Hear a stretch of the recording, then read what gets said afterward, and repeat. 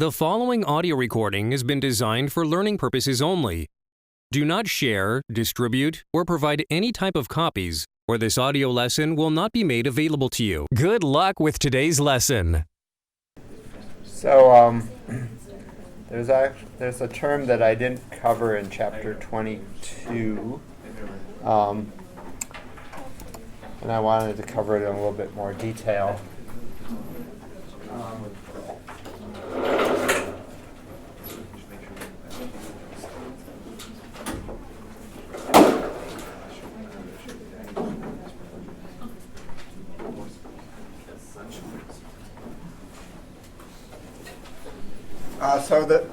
One of the terms was the Art Deco, and so a lot of my background is not only just political history but also cultural history.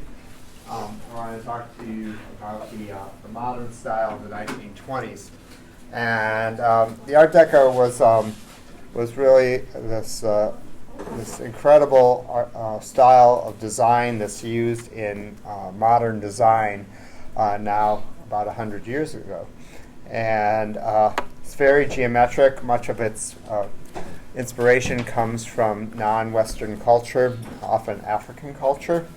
And so this is a cabinet, probably a music cabinet, very much in the form, the shape of music cabinets that have been made for probably the last 40 or 50 years, but it's very streamlined, and the design, the inlaid wood, is very geometric in many aspects. It's chevron up here, lightning bolt, or sword or lightning bolt here, and rainbows all laid out in different types of wood.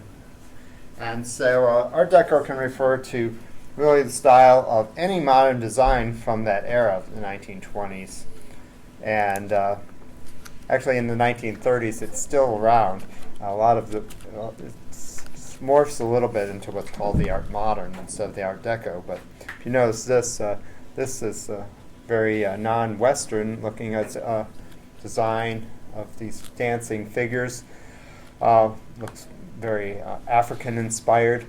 And it's actually a design on the enameled case of a lady's powder case that she would have to put her powder for her face on. So you can go from that, a music cabinet, a powder case, to a skyscraper, the Chrysler Building in Manhattan, built by Walter P. Chrysler as a business for his children, and of course Chrysler's offices in New York City, and with this great spire on it, on the top, all the Art Deco style. These big eagle like gargoyles that are on the top of the building as well.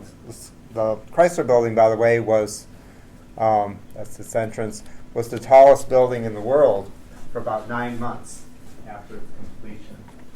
That spire on the top, or finial on the top, was like telescoped up. It was all built in secret in order to ensure, because there was a race to which building could be the tallest building in the world.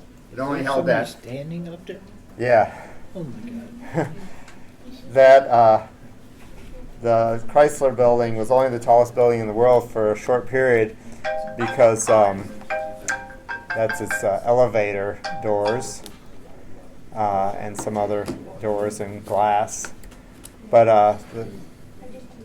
it was only the tallest building in the world for a short time because here's the Empire State Building, which then held that position for decades.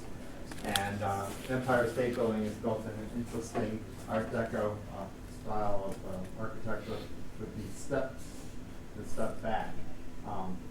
In New York City, they made an ordinance that you could only have the buildings go straight up from the sidewalk a certain number of stories before it had to start to step back, because they were having a problem with so many tall buildings being built next to each other that it was creating wind tunnels, and it was blocking up so much of the natural light into the streets. It was creating these big canyons of skyscrapers. And so it actually influences then architecture around the country. And if you ever noticed the Mount Clemens County building, it actually has that design as well, even though it's not needed in Mount Clemens. It's the only building, you know, a tall building anywhere around. So, and then it has on the top there's a mast and antennas. The mast was said to be to more dirigibles like the Hindenburg, but of course it was more of a scheme just to get publicity. It was not practical. There's no way you could actually dock the Hindenburg up there and then people descend onto the platform because it's so windy up there. It would have been too dangerous. It made for good press when the building was being constructed. Here's the lobby of the Empire State Building.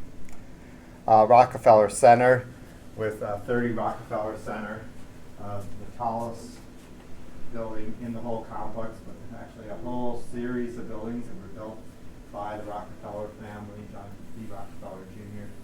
And it was an important complex, all done in the modern style architecture, and then the interiors as well. And Radio City Music Hall is part of that complex. So, a little closer to home, do you recognize this building? The Golden Tower of the Fisher Building. Oh. Sound like that guy in Ferris Bueller.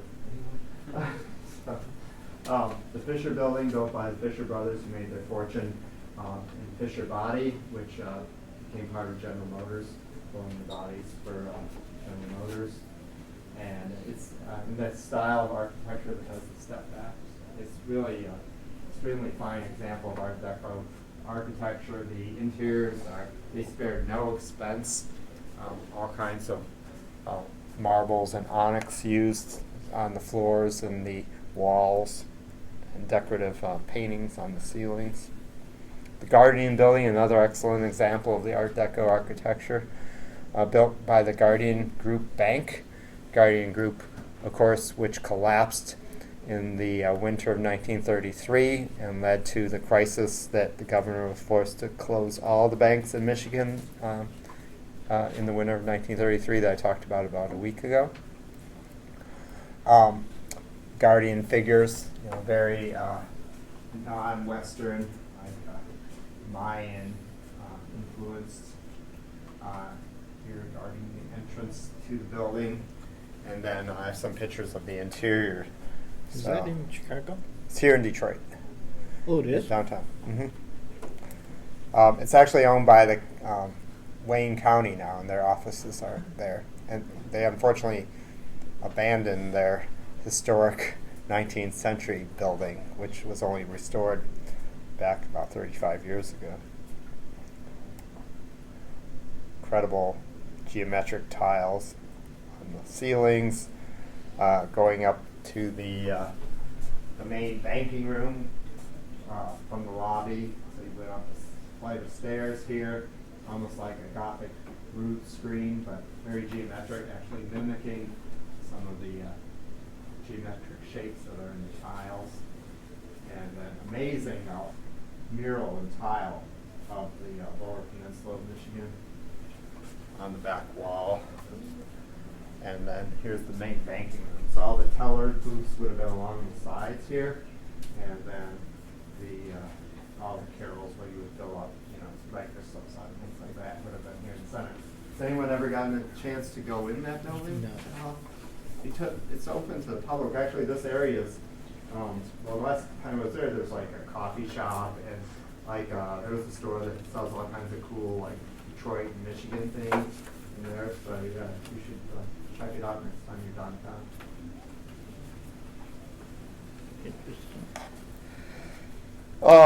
On Woodward Avenue in Royal Oak, the Shrine of the Little Flower. It's a very nice example of the Art Deco. Here's some of the entrance doors. Very much like the elevators. If you go back, actually that shape there, and then in the elevators and the wall tiles at the Guardian Building.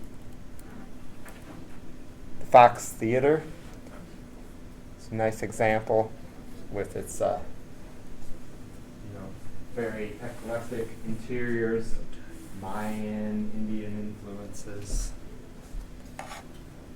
and the main theater itself. Alden B. Dow's home and studio in Midland, Michigan. Mr. Dow studied under the great architect Frank Lloyd Wright and followed in Mr. Wright's footsteps by having his house as well as his architectural firm all under one roof. And this is what Mr. Dow designed in the 1930s for his family to live in and to run his architectural office out of. Alden Dow was the heir to the Dow chemical fortune. The house is actually a museum today. When Mrs. Dow was widowed, she created a foundation to open the house to the public, and it's all free. So if you ever go to Midland, you can. I think you do have to make an appointment ahead of time, but it's open to the public, and they're very welcoming. When I was there one time, they used to have special meetings and conferences there when I was in graduate school, and they would be really fascinating. And they would have lunch for us. One time it rained, so we couldn't eat outside on the terrace like we were supposed to. And so they said, oh, just come in and eat in the dining room, which as a preservation student by that time, I was like a little bit horrified that we were actually sitting on the dining room chairs, the Saarinen chairs. But anyway, it was a cool experience. But anyway, it's really worth your while to, if you ever take a drive up I-75 and go to Midland. It's really worth it to see this amazing structure. The Dow living room, very interesting as well. Out at Cranbrook in Bloomfield Hills, Elio Saarinen. This is the dining room in the house that he designed and lived in with his wife. Saarinen was a famous architect from Finland who was then hired by the Booths to run, to be in charge of I think the art department and the design department at Cranbrook. And his wife headed the textiles department there. And so they made all the carpets and drapes and fabrics for the house.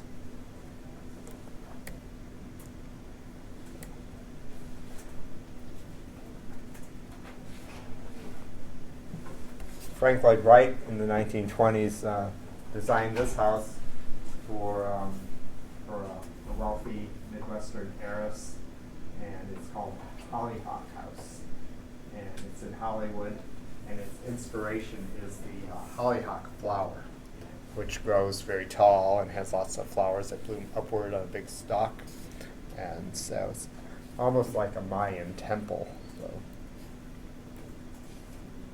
this is one of its bays. You can see here these finials on top of the roof. You know, they're just decorative, but they're inspired by, he says, the hollyhock, but you could definitely see this Mayan influence. So in the interior, this is the living room. It has this massive built-in furniture, built-in sofa, and light fixtures. These are actually built-in light fixtures. The idea of the hollyhock. And the fireplace that has a fountain, so that has like a moat going around the fire, and the skylight opens.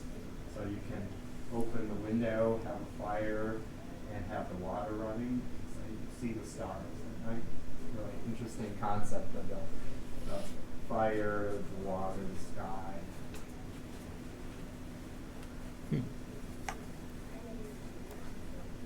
And the dining room at the Hollyhock House. Notice these supports on the back of the dining room chairs, influenced by the hollyhock, and again very geometric. So I just came across this building down in Highland Park. So unfortunately, an abandoned apartment building from the 1930s, or maybe actually the 20s in the Art Deco style. I don't know anything about it, but I really like the design of it. always say I'm going to buy it You don't if I have, win the Mega Millions. You don't have That's any, where I'm moving. You don't have any pictures of the Oh, I have lots of train pictures. station? I do have pictures of the train station. I just didn't put it in. Oh, Yeah, it's actually built earlier than this period, though. oh, I think it's designed after a Roman bath, so it's no. not, yeah, it's not really Art Deco. All right, so anyway, if you never heard of the Art Deco, now you at least have a little introduction to it. If you're interested in this kind of thing, I do teach architectural history sometimes, usually every fall. Think about it. All right, so we have to finish up with chapter 23.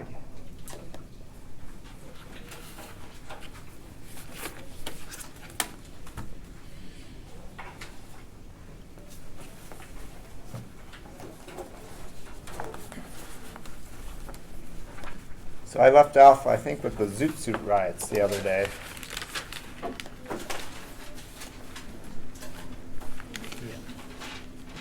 And then there wasn't necessarily a propaganda office, or there weren't laws that were passed to restrict people's speech during the Second World War, like there had been during the First World War. But there was an office called the Bureau of Motion Picture Affairs, which is established within about a week and a half after the bombing of Pearl Harbor. Remember Pearl Harbor on December 7th, 1941, when the Japanese bombed the Pacific Fleet in Honolulu, Hawaii. And the government quickly moved to establish an office that would always be in communication with the Hollywood studios. People loved the movies in those days.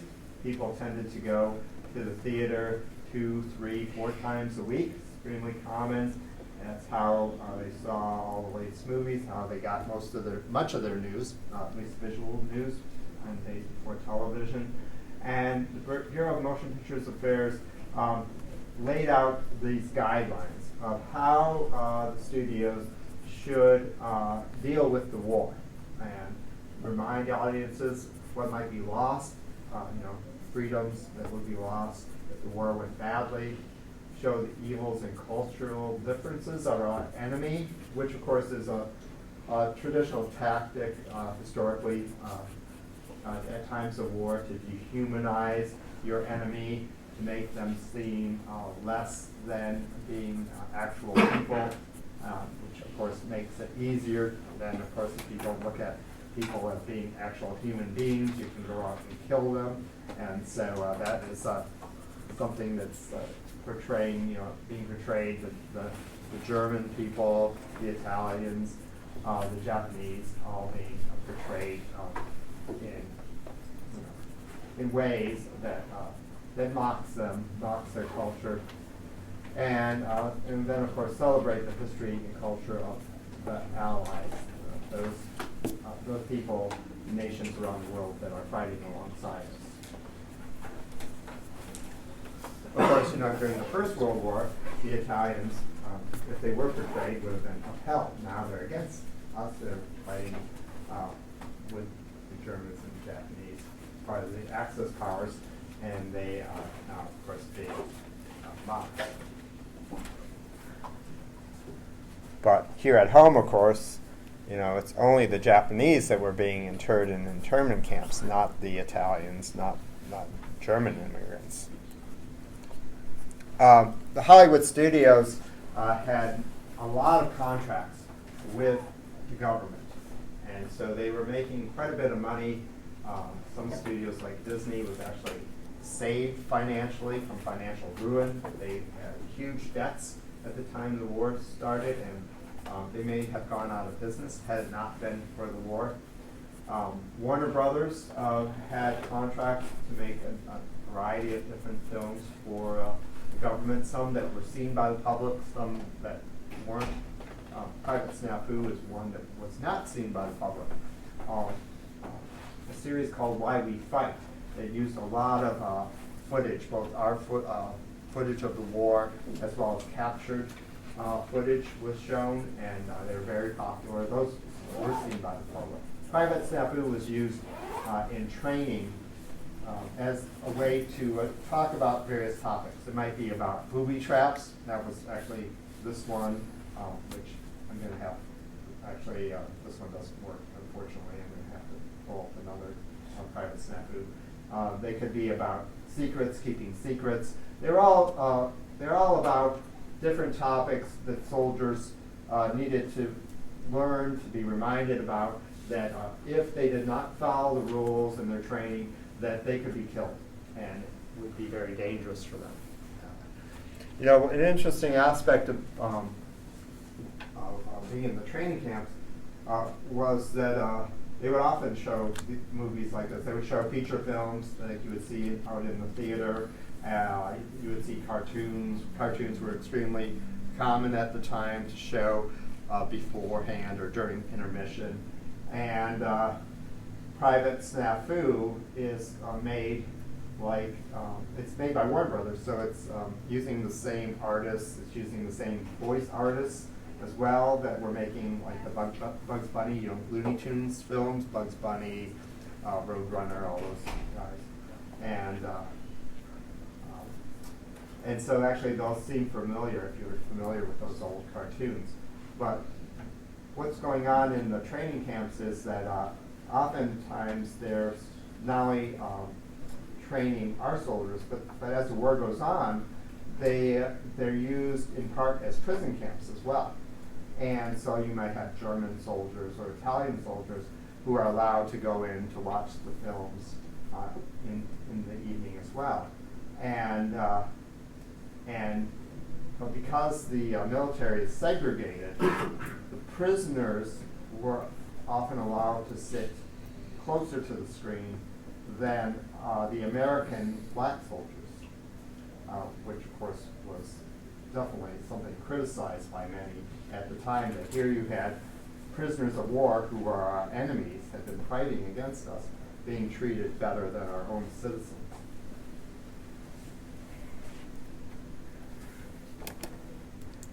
Just give me 1 second, because this link I just discovered was not working now. So.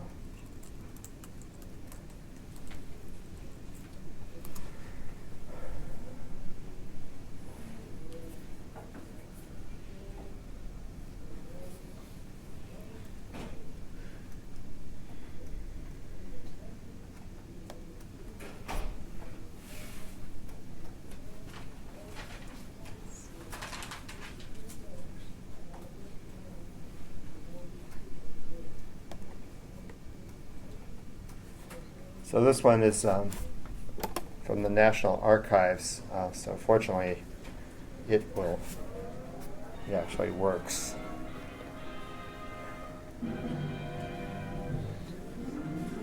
This is about maintaining your gun properly.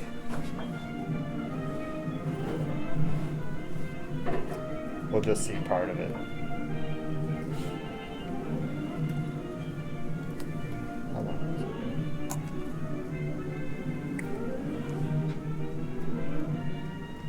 Are any of you familiar with any of these? Have you seen them on YouTube? Oh, yeah, good.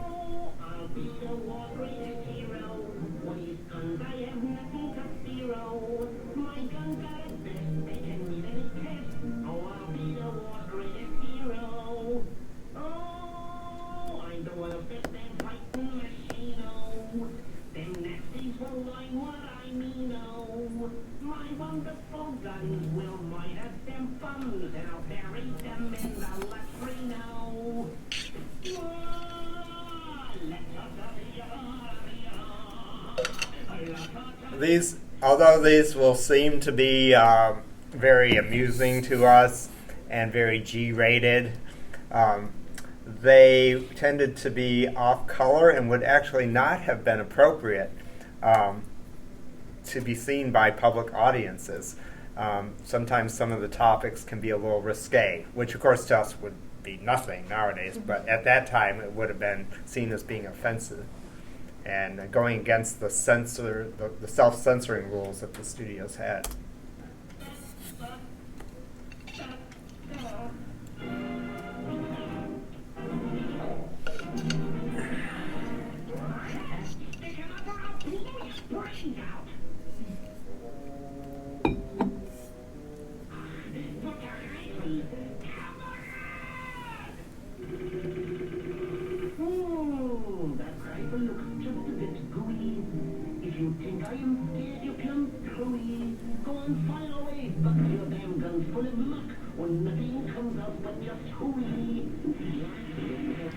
So you wouldn't have been able to say any cuss words in the movies in those days.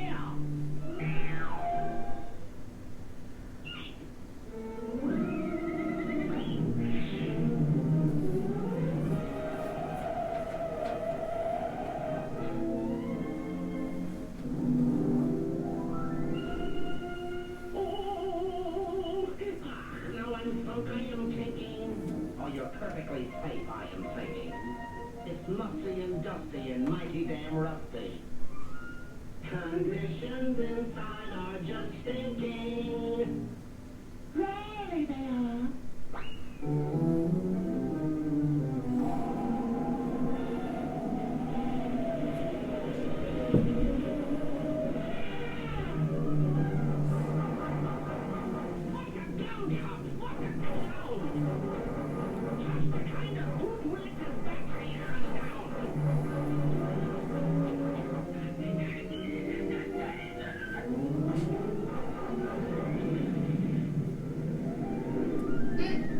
Like all careless gents, he finds a behind fence. Snafu is the world's greatest zero.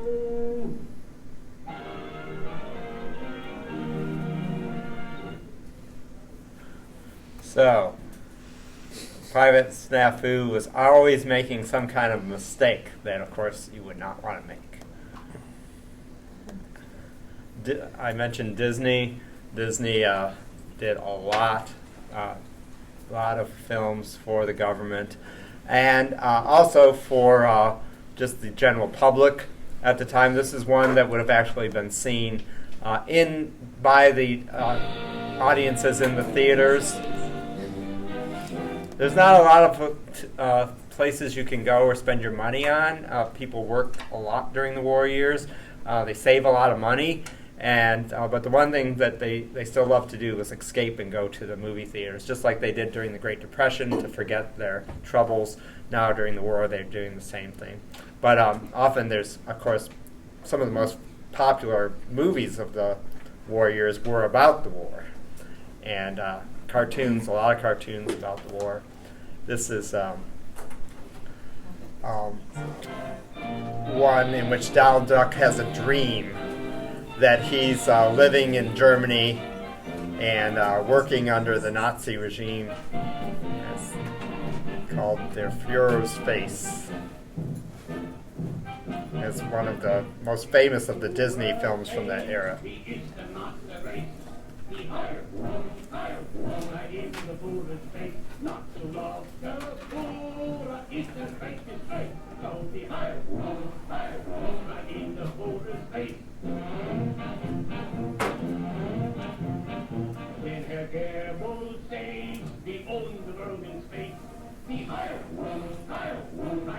you'll see how they make fun of all the Axis powers here, all the major Axis powers.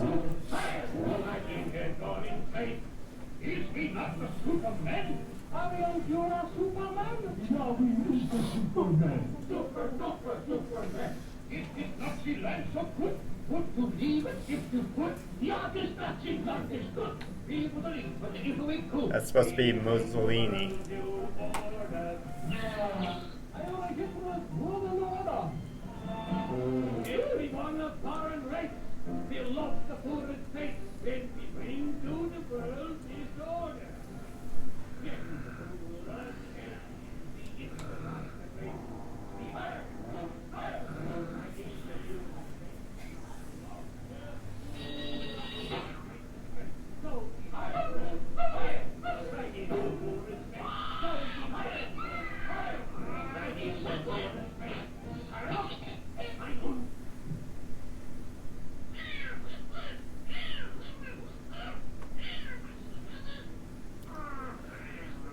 So this next part is about how Donald Duck, there's not enough food to eat in Germany, and he's eating like bread that's as hard as a rock, and he dips a little tea bag in with coffee to get the flavor. And he has his bacon is just like a little spray bottle of bacon where he sprays essence of bacon.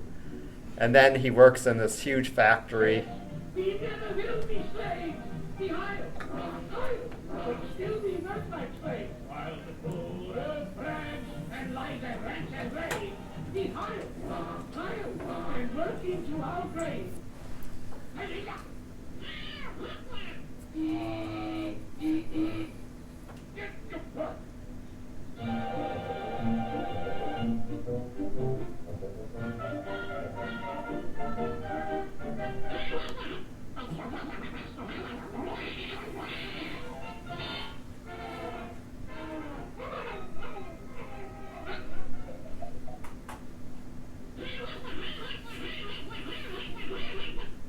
It is not wonderful.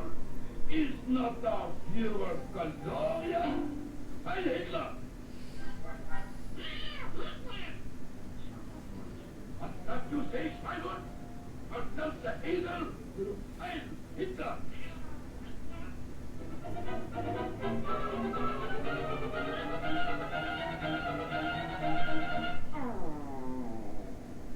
Attention, workers! Through the kindness of the Führer, now comes the vacation midday. Ah, the beautiful Alps with the birds, and the beautiful scenery, not forgetting to build up the body so we can work harder for the Führer. I need that.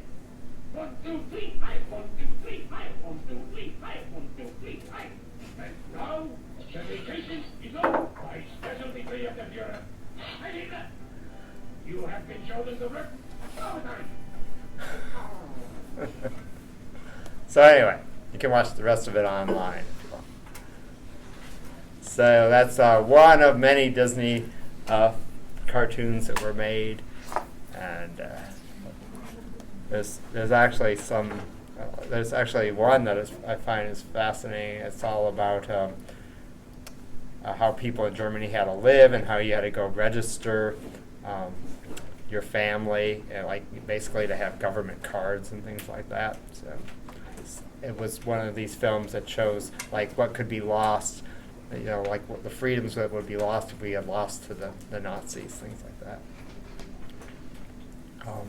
Just like was done in the First World War, of course late in the First World War, is that you had a Supreme Allied Commander. There would be Supreme Allied Commanders in the field, and in various fields in the war. So like Douglas MacArthur in the Pacific, here Dwight Eisenhower, General Eisenhower in Europe, coordinating the efforts of all the Allied armies that are fighting. And so Dwight Eisenhower is the top general that all the armies then would follow his command.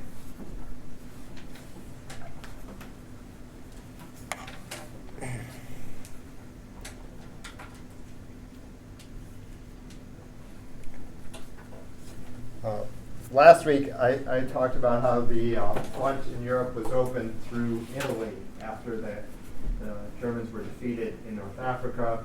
There was the invasion through Sicily and then up from southern Italy because the Allies were not prepared yet to invade Western Europe from the west in France. And that time doesn't come until June of 1944. So, so it had been a year now since the Allies were fighting in Italy.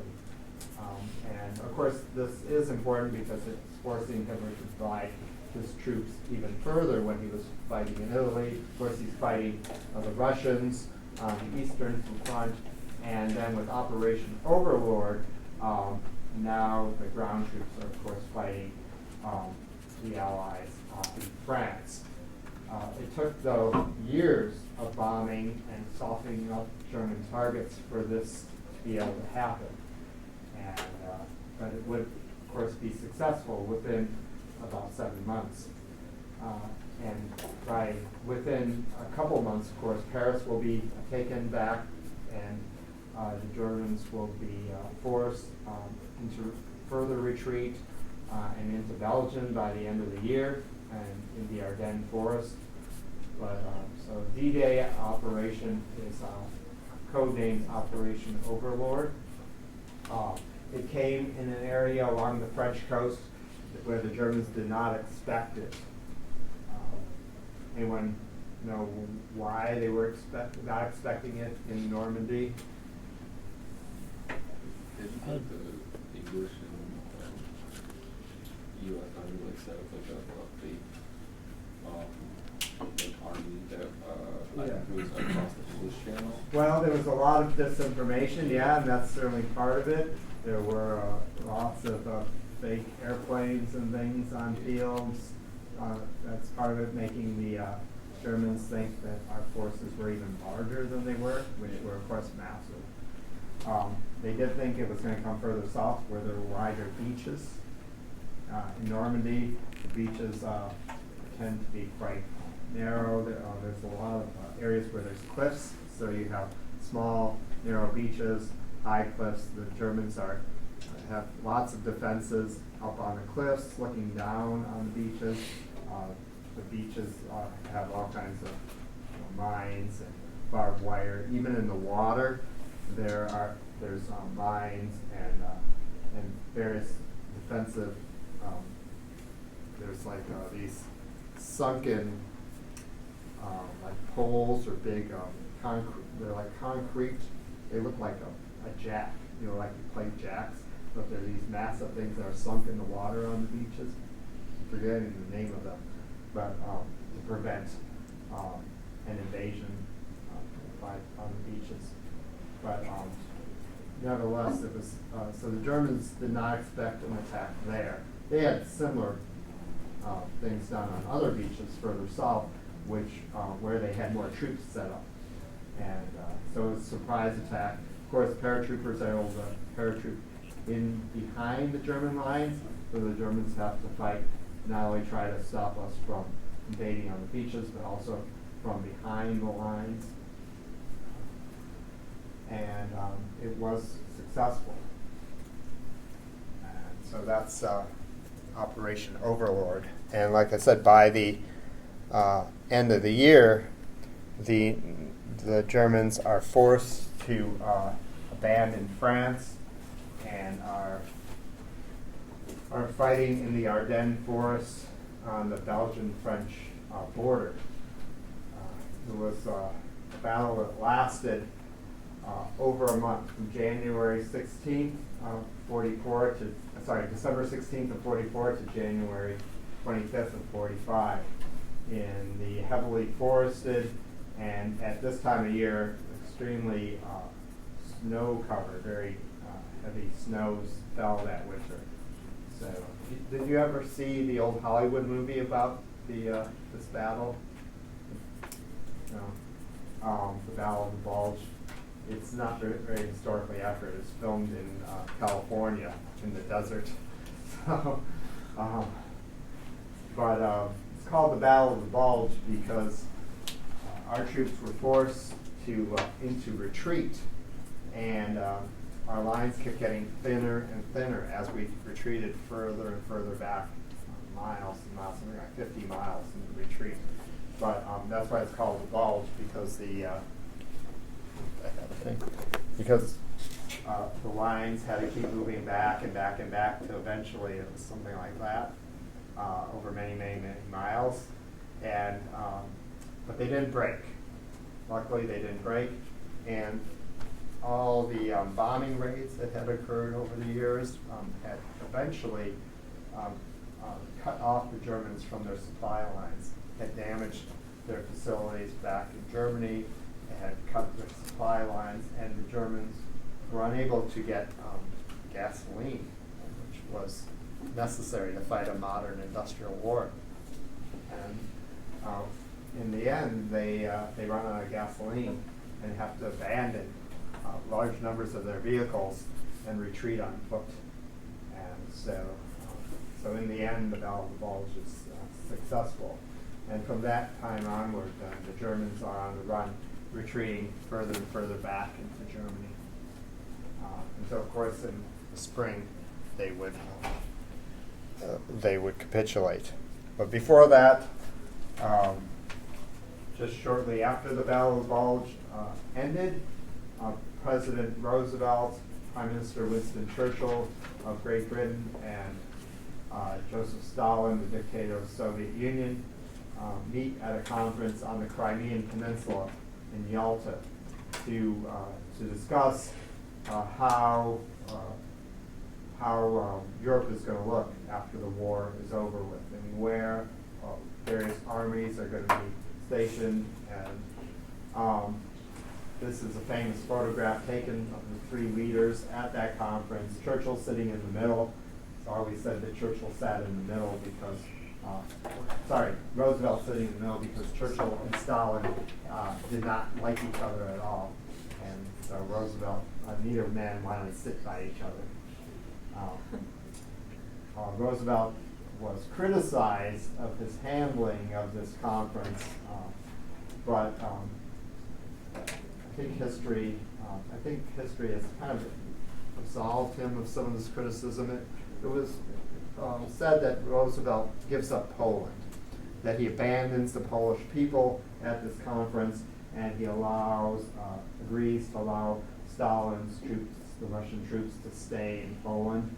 But Roosevelt was being practical in the end.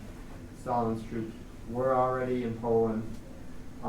They were not going to budge. Stalin was determined that Poland was going to be part of the Russian sphere of influence in this new kind of territories that he's setting up, these satellite countries that he's going to have influence over. Stalin is determined that if there's ever to be a third world war, that it's not going to be fought in Russia like it had been in the First World War, and of course in this war as well, which was so devastating. The Russian people suffered greatly. They had the largest losses of any country. It's estimated that worldwide there's about 50 million people that are killed in World War II, and somewhere around 19 million of those people actually were killed in Russia. So Stalin was determined that if there was ever to be a third war like this, it would be fought in what we would call East Germany, behind what later is called behind the Iron Curtain. So that's what's going on. And these men are determining basically where various armies are going to be occupying territories throughout Europe.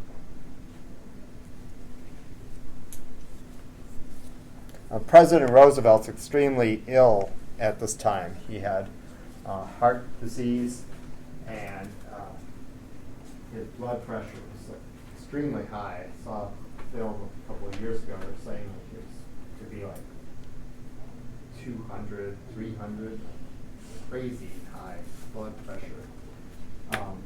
Obviously, there wasn't the medical science that we have today as well, and so I'm sure he was not eating like you should be if you're a heart patient, like they would advise today.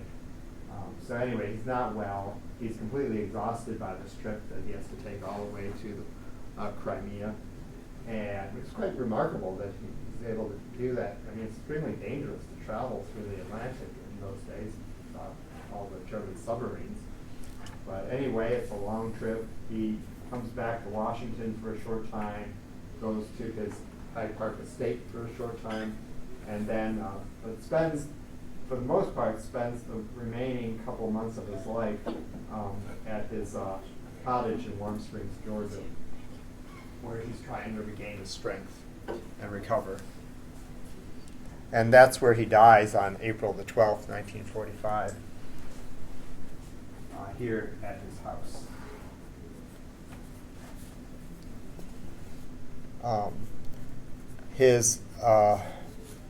His wife's former secretary, who was his mistress about 20-some years earlier, actually, he had renewed that relationship with her. I was reading something just a few months ago about how when he was on a trip in New York, the presidential train made a special diversion to her house at one point. But anyway, she was there with him and this artist she had hired who was painting this portrait, which was then never finished. As soon as the president collapsed during a seating of having this done, and she fled, and the artist left immediately, and the president died shortly afterwards. So Mrs. Roosevelt was actually in Washington at the time, and was actually notified, and then it's Mrs. Roosevelt who asked to see Vice President Truman to tell them that he is now president. So the president's body would be taken from Warm Springs on a special train, on the presidential train, and literally millions of people line up along the railroad tracks all the way from Georgia back to Washington, D.C., and then his body is taken to Lyon State in the east room of the White House. He's actually buried in the Rose Garden of his country estate in Hyde Park, New York.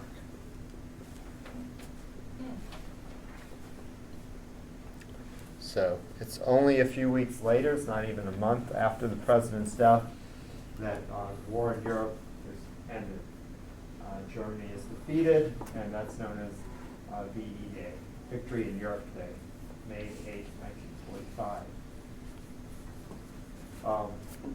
Immediately after the Germans surrender, the Allies begin to move troops around. Large numbers of troops who had been fighting in Europe are given new orders and are redirected now to the Pacific Theater in order to fight in the Pacific, and more importantly, actually, the plans are moving ahead for a land invasion of Japan, because it's believed that the Japanese will not surrender, that they will fight to the last man, city by city, street by street, house to house, and so it was we were going to need as many troops as possible in order to defeat the Japanese. The new president, Harry Truman, though learns of a secret project called the Manhattan Project. And this was so top secret that not even the Vice President of the United States was told about it. It's a $2 billion top secret project that developed the atomic bomb. It was actually tested in the summer of 1944 out in New Mexico. And How'd they keep that secret? well, it's New Mexico, and they did it in an area that was so remote that the small populations that were in the area that would have seen something or heard something were told that it was a munitions dump had exploded.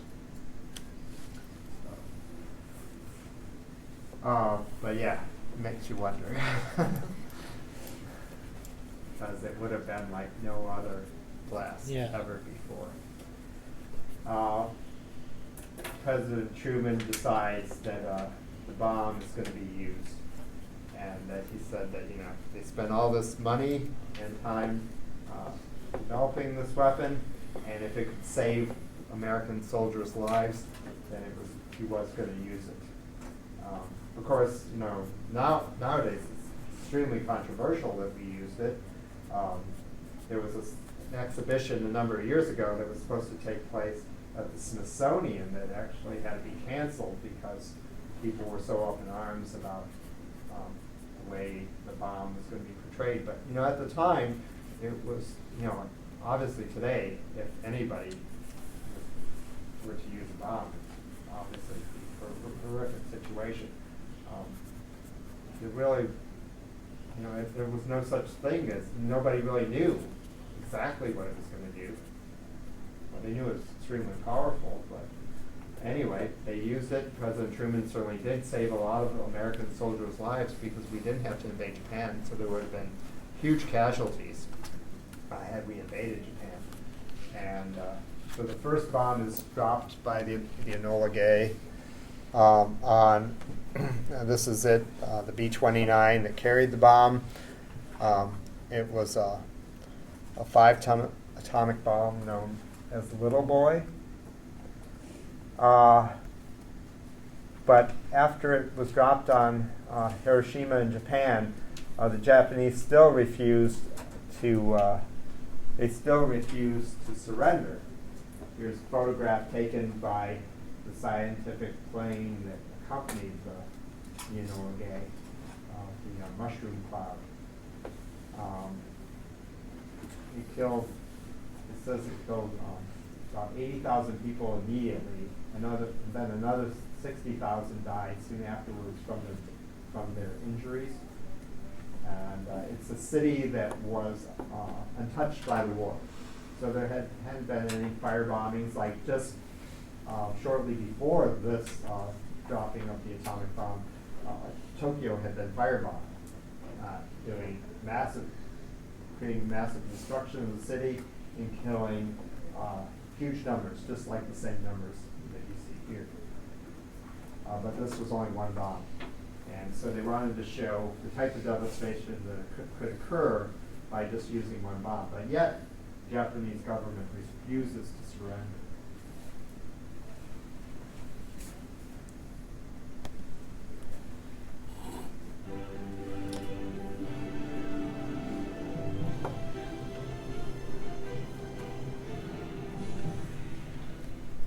August the 6th, 1945, 2 American Super Fortress bombers arrived over the Japanese city of Hiroshima on the world's most devastating military mission. The Enola Gay, Colonel Paul Tibbets at the controls, was about to drop the first atomic bomb, a weapon conceived by a group of international scientists based at Los Alamos in the United States. So far, no one knew exactly what effect the bomb would have, either on the unsuspecting inhabitants below or on the crew of the plane itself. They were soon to find out. The bomb went off, the whole inside of the airplane just lit up as if someone had set off a flashbulb. And then we had to wait. This was our big worry, is what would the blast do? And the blast got to the airplane. And finally the blast did arrive. It was like being in an ash can and getting someone kicking. And then we crowded to the window and saw just the whole city completely covered in smoke with this very tall mushroom cloud rising from it.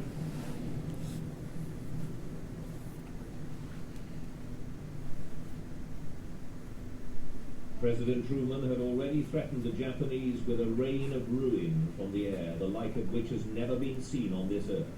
When the truth was revealed, his words seemed an understatement.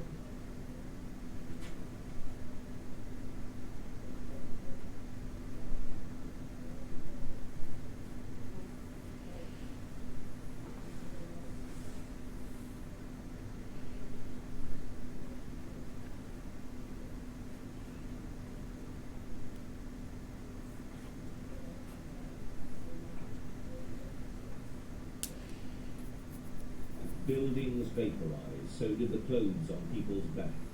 Was it a bomb that should never have been dropped? Some people thought so. Others argued that it shortened the war and kept the subsequent peace. One thing was not in doubt. Hiroshima taught mankind the awful truth about nuclear weapons. and just what horror waited this time.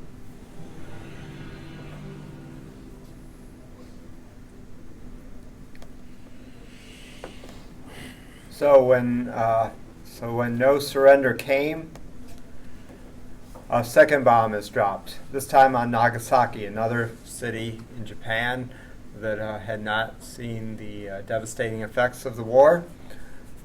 It actually drops off course and doesn't hit the main section of the city, and hits an area that is less populated, and then the main section of the city is actually protected by a mountain that divides the city.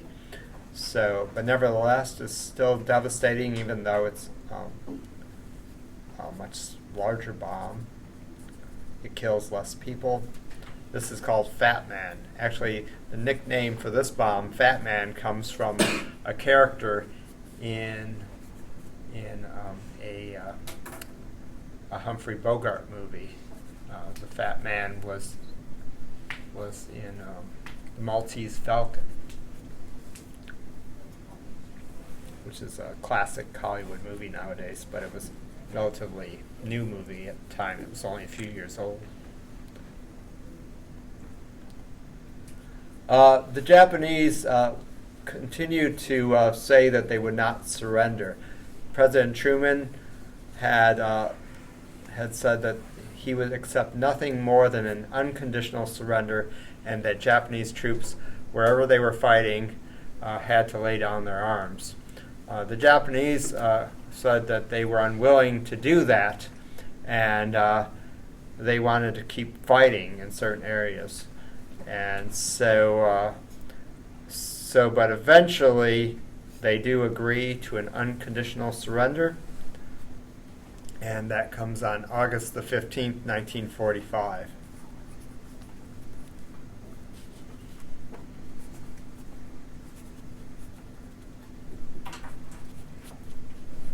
So that's Victory in Japan Day.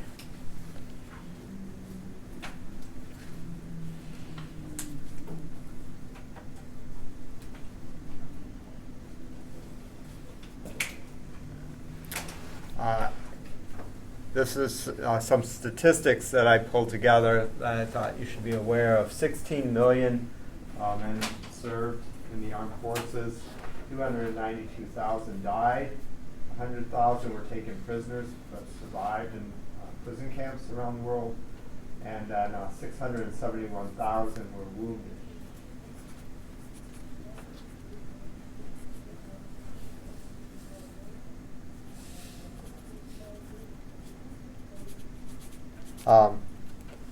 The formal surrender, though, actually doesn't come for a couple of weeks after VJ Day. And it takes place on the USS Missouri, the battleship that is now off the coast of Japan in Tokyo's harbor. And it's signed on September 2nd, 1945. So representatives of all the powers that fought as allies are there to sign the documents, as well as officials from the Japanese government. Was that ship one of the ships that was bombed in Pearl Harbor? So, I'm not sure if the Missouri was in Pearl Harbor or not, but it was a ship loaded with men that had been sent to the Pacific, and the men had been all, informed and waiting that they were going to invade Japan.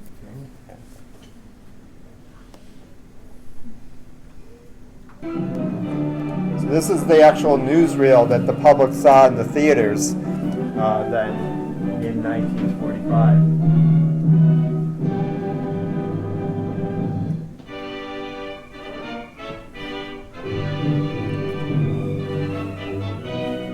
The battleship Missouri, 53,000-ton flagship of Admiral Halsey's Third Fleet, becomes the scene of an unforgettable ceremony marking the complete and formal surrender of Japan. In the Bay of Tokyo itself, the United States destroyer Buchanan comes alongside, bringing representatives of the Allied powers to witness the final capitulation. General of the Army Douglas MacArthur, Supreme Allied Commander for the occupation of Japan, boards the Missouri. Fleet Admiral Nimitz, Pacific Fleet Commander, and Admiral Halsey welcome MacArthur and his Chief of Staff, General Sutherland, aboard. Admiral Nimitz escorts General MacArthur to the Missouri's veranda deck, where the 20-minute ceremony is to take place. It is Sunday, September 2nd, 1945.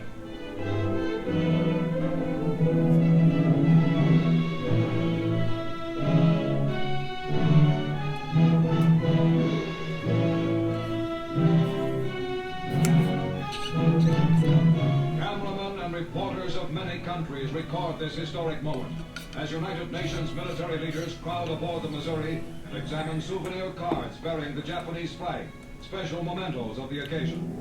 And now, in a Navy launch, the Japanese surrender party arrives. They are headed by Agent Mamoru Shigemitsu, Foreign Minister of the Japanese Surrender Cabinet, who was wounded by a Korean patriot in Shanghai years ago and walks on an artificial leg.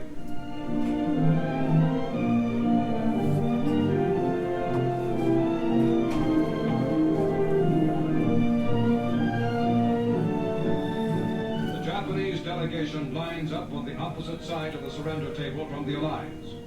A war which had entered its 8th terrible year in China, which had raged for 3 years and 9 months for America and Britain, which was the brutal, costly eastern half of the most horrible worldwide war in human history, is now within minutes of ending for good. General MacArthur speaks. We are gathered here, representatives of the major warring powers, to conclude a solemn agreement whereby peace may be restored. The issues involving divergent ideals and ideologies have been determined on the battlefields of the world, and hence are not for our discussion or debate. The terms and conditions upon which surrender of the Japanese imperial forces is here to be given and accepted are contained in the instrument of surrender now before you. As Supreme Commander for the Allied Powers, I announce it my firm purpose, in the tradition of the countries I represent, to proceed in the discharge of my responsibilities with justice and tolerance, while taking all necessary dispositions to ensure that the terms of surrender are fully, promptly, and faithfully complied with. I now invite the representatives of the Emperor of Japan and the Japanese government and the Japanese Imperial General Headquarters to sign the instrument of surrender at the places indicated. Mr. Shigemitsu comes to the surrender table. These dramatic first pictures were made by newsreel war correspondents and Army and Navy cameramen, and were specially flown back from Tokyo. The time is 9:05 a.m. The Japanese have been on board exactly 10 minutes.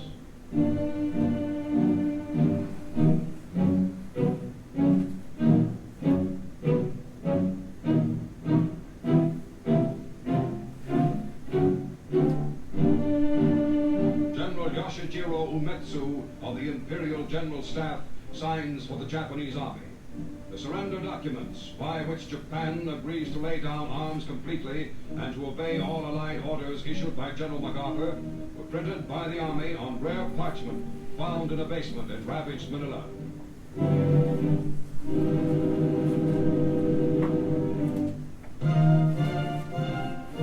General MacArthur signs as Supreme Allied Commander. The first pen used is presented to General Wainwright of Corregidor. So General Wainwright was then in command of the troops in the Philippines at the time that MacArthur is ordered to leave. MacArthur had been in charge of the troops back in 1942 at the time of the Battle of Bataan, and the headquarters was on Corregidor Island that guards Manila Bay. And so Wainwright was unable then, of course, to escape. They surrender, and he's taken prisoner. And so he's held throughout the war by the Japanese in various prison camps. And you can see how thin he is there, because he's very malnourished.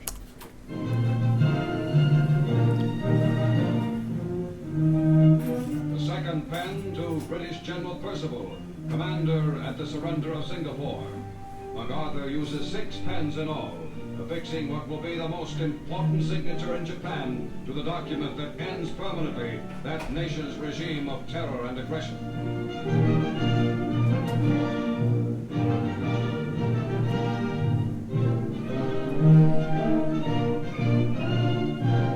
For the forces of the United States itself, Admiral Chester Nimitz signs. Behind Nimitz are the 3rd Fleet's Admiral Halsey and Admiral Sherman, famed amphibious commander.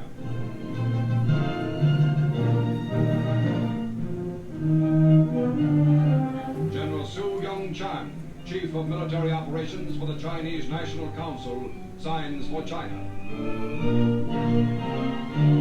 Admiral Sir Bruce Fraser, commander of the British Pacific Fleet for the United Kingdom.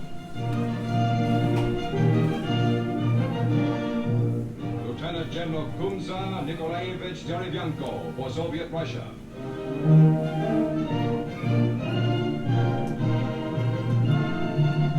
General Sir Thomas Blamey for Australia. Colonel Lawrence Moore Cosgrave for Canada. General Jacques Leclerc, hero of Africa and Paris, for France.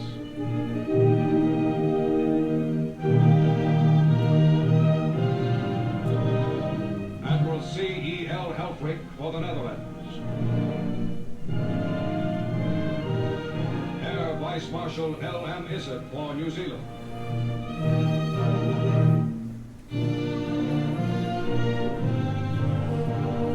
Concluding the brief history-making ceremony, General MacArthur expresses a wish.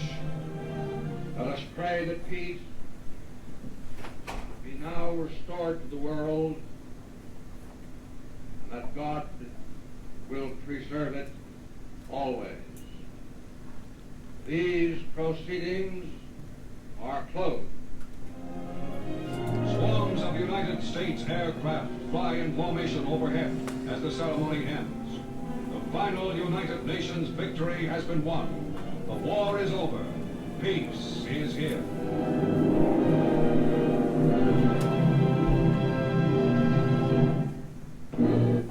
So this war was fought on 6 of the 7 continents in the world. Really quite extraordinary. So the war is over with. General MacArthur actually will now be in charge of overseeing Japan. He will be essentially the ruler. He has ultimate powers in Japan for the next several years as he oversees the rebuilding of Japan. And then, of course, in Europe will be rebuilt, but we'll get to all of that in the next unit. So we have about a half an hour left, and so I'd like for you to get into your groups, and we can review for the next half hour.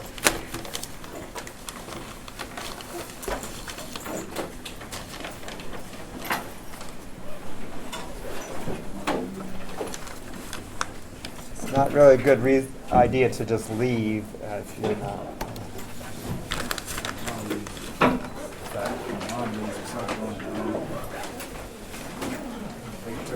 If you haven't done it, actually go out. Remember, you can do them like 90 times. Okay. Good way to learn the turn.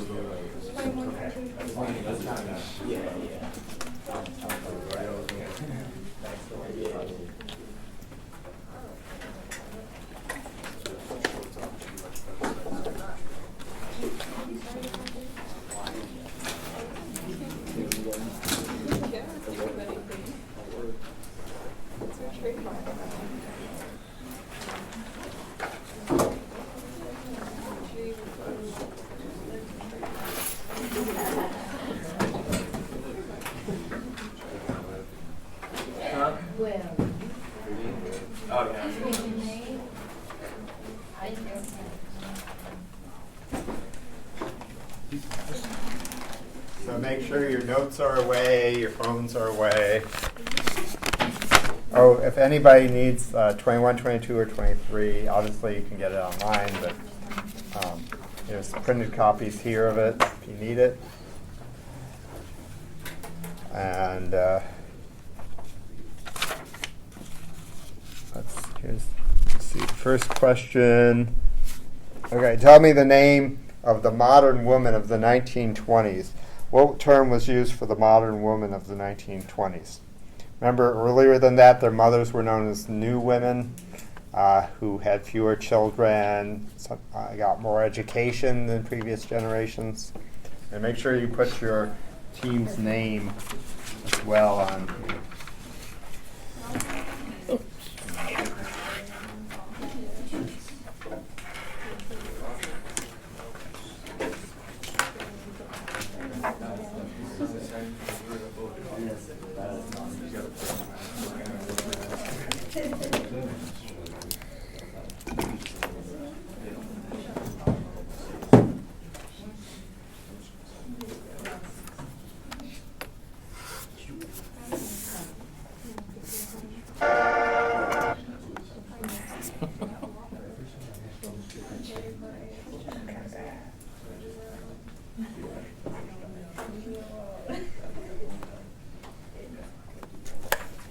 That was fast.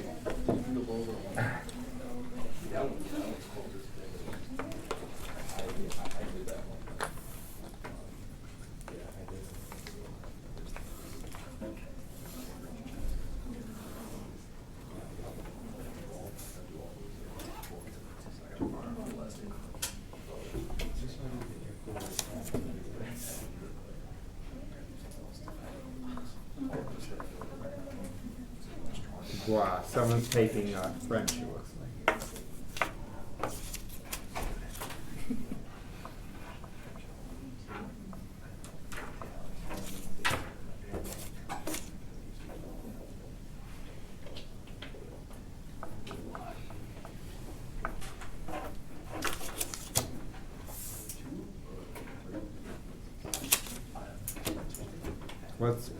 So one team's name says team name team, and then another team says that is your name team name? Yeah.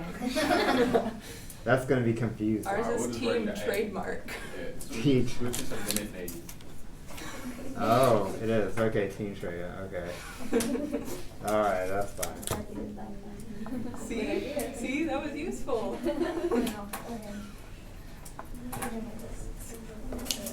Okay, you all had that right, actually. So it's flappers. So from what you learned, hopefully, from watching the video, the documentary on the 1920s, do you know what another not so nice name was used for young women of the 1920s? Who remembers? They said flappers or... Nope. I know a lot of you did it already. Vamps. There was a fascination with vampires in the 1920s, and women who were a little more risque than flappers were sometimes called vamps. So that was like it's not nice. They were advanced because they were women of the night. Yeah, vampires. Yeah, it's like a zombie. People are fascinated with zombies, you know what I mean? It's the same kind of thing. Tell me the name of the illegal nightclubs of the 1920s. Tell me the name of the illegal nightclubs of the 1920s.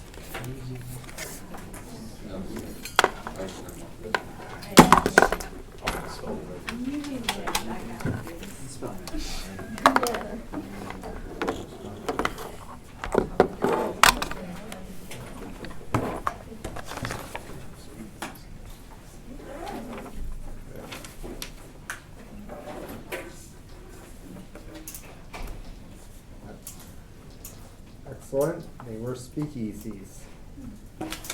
How about this one? What was the name of the political scandals under one umbrella of the Harding administration. So tell me the name of the political scandals of the Harding administration.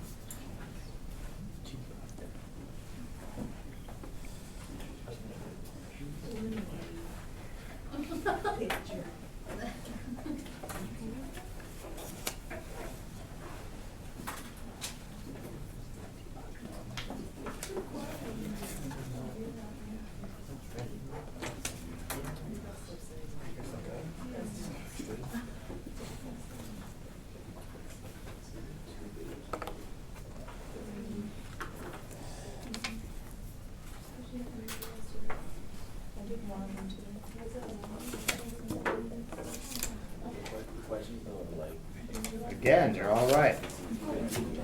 Excellent. So the Teapot Dome scandal.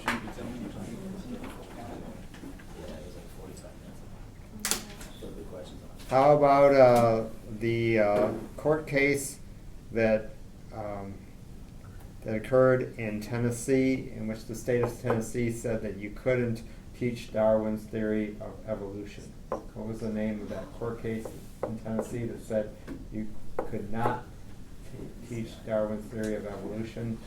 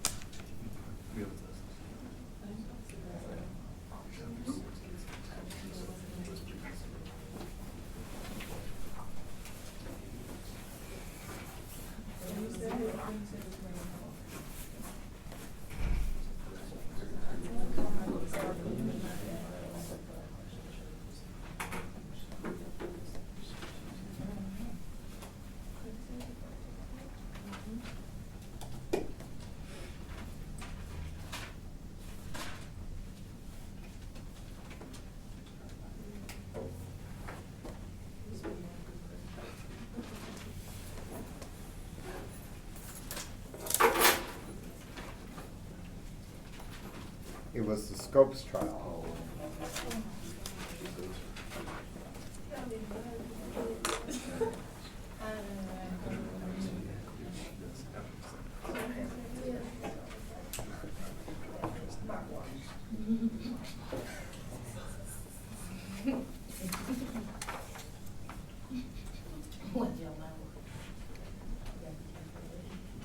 What did the Immigration Act of 1924 do? Tell me what the Immigration Act of 1924, what did it do?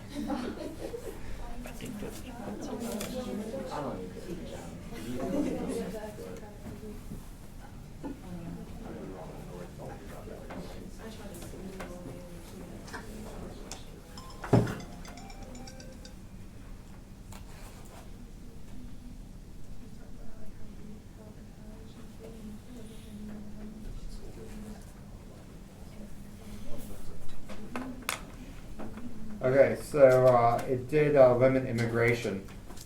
What some people are getting confused about is you're saying, well, it like stops all immigration from Asia or from Japan. But remember, Chinese Exclusion Act of 1882 did that for China, and then the Gentleman's Agreement was for Japan.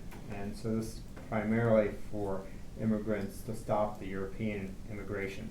It doesn't stop immigration from, say, Mexico or the South American or Central American nations, because they were seen as being a needed labor force in order to pick the crops on American farms. It's, of course, nowadays there's such restrictions on immigrant laborers from Mexico and those countries that there's not enough people to often pick the crops. And West Michigan, 2 years ago, they had to plow under much of the asparagus crop because they couldn't get people to pick it. So did we do that good? Everyone got, if you said it's limiting immigration, you got it. But just clarify. I'm just clarifying. The Europeans, Yes. that they did not want to come over. The $200 million in gold that is paid to Germany to prop Germany up after they defaulted on reparations was called what? So tell me what the $200 million in gold paid to Germany was when they defaulted on their reparations payments.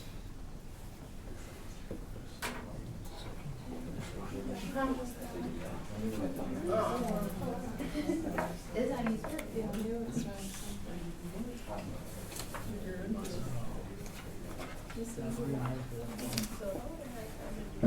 Something.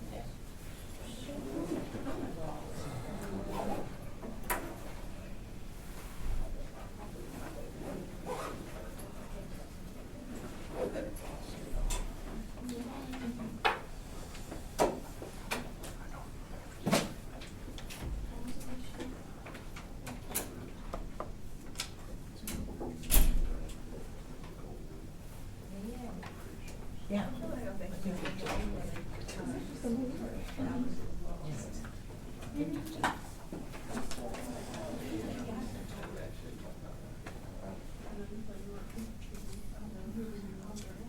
Brian. You are right and wrong all at the same time. But because it is actually telling me it's something else than what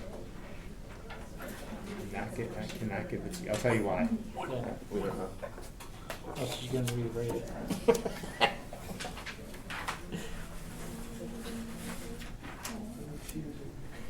Need one more.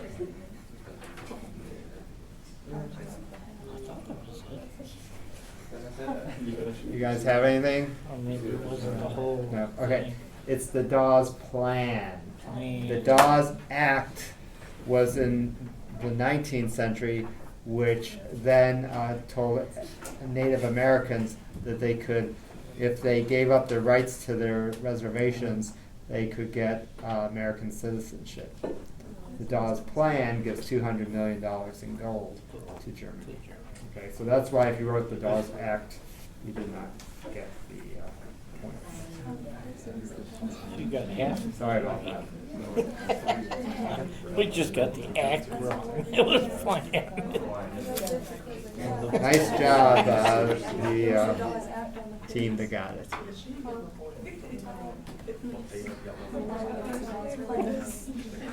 Who is the woman? The woman who was an activist for women's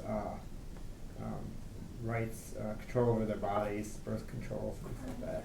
Tell me the name of the woman who went around lecturing on birth control and women having rights over their bodies.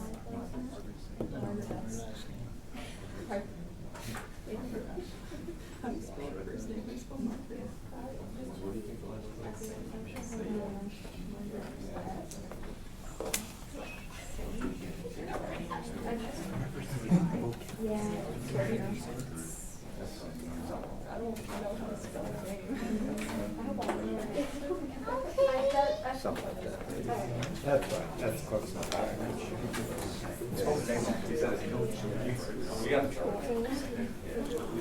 You know her first name?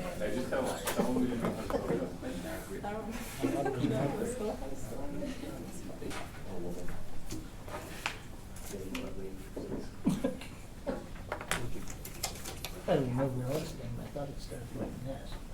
Sure.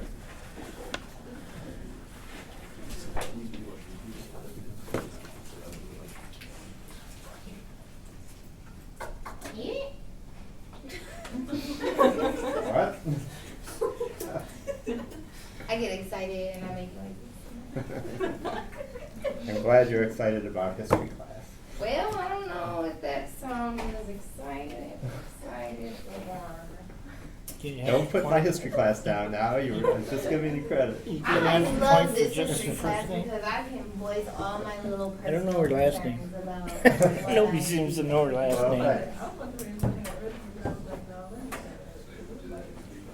Yeah, well. No, I don't. She's not like Cher. Walking everywhere. She, okay. Okay. So it is Margaret Sanger. Sanger. S-A-N-G-E-R. Start with S, but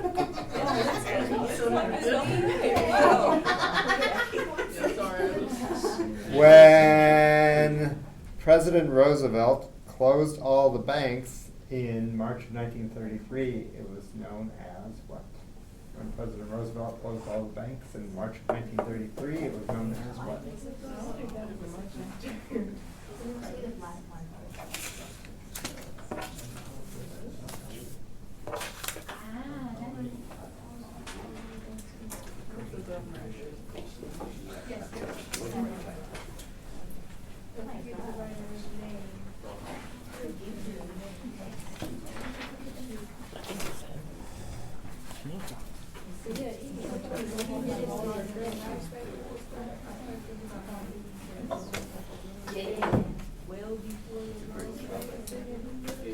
It was the bank holiday. Very good. She was only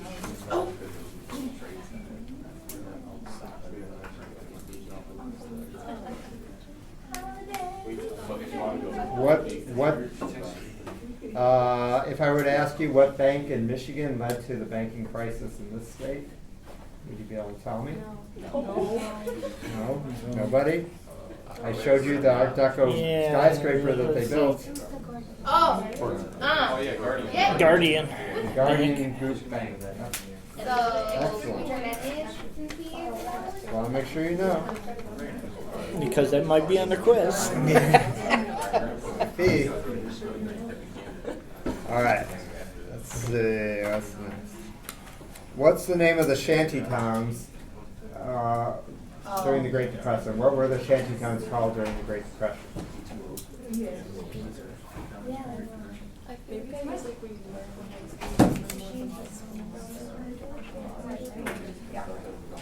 high school, this was on the one. That's Very fast. Very good. All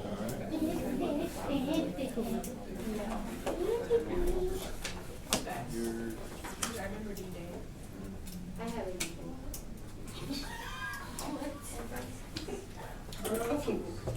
I could picture this up there, so I was watching. You're my baby. We're actually It's posted. right. They were Hoovervilles. Excellent. Oh, wait.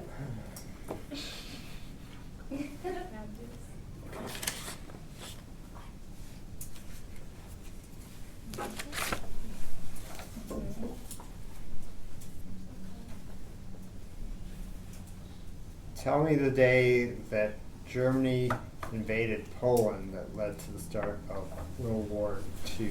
Tell me the date that Germany invaded Poland and led to World War II. What? Money. What? Oh, yeah. How was the day?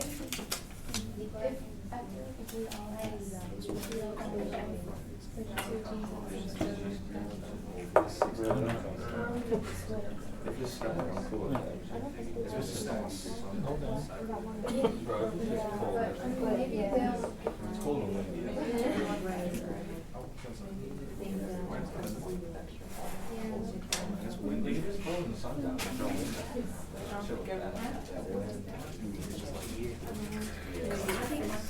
I know we're off.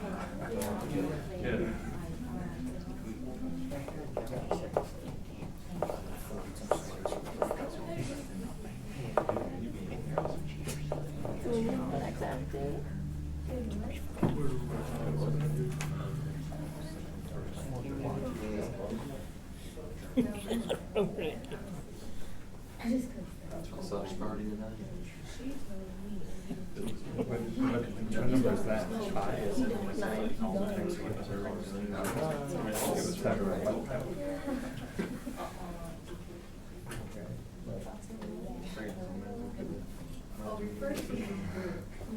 Okay, it was September the 1st, 1939.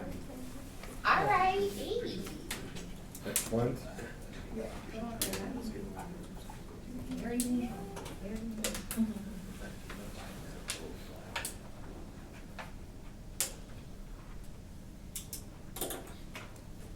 Because Hey, man.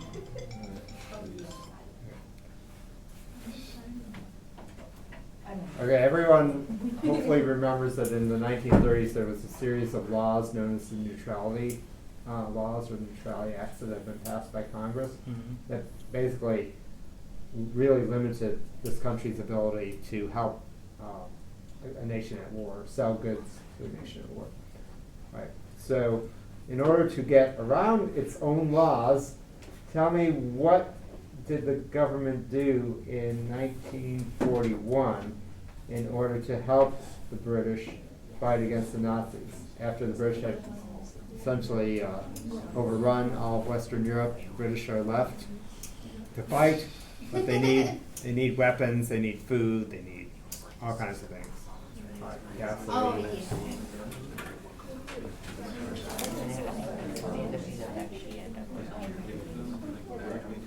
yeah.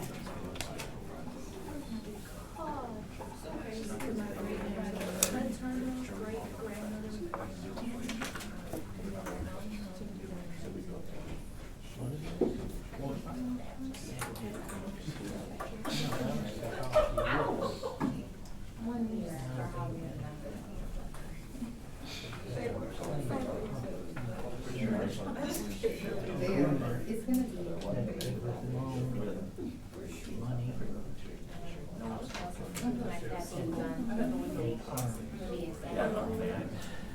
be something like that. Good luck with today's lesson.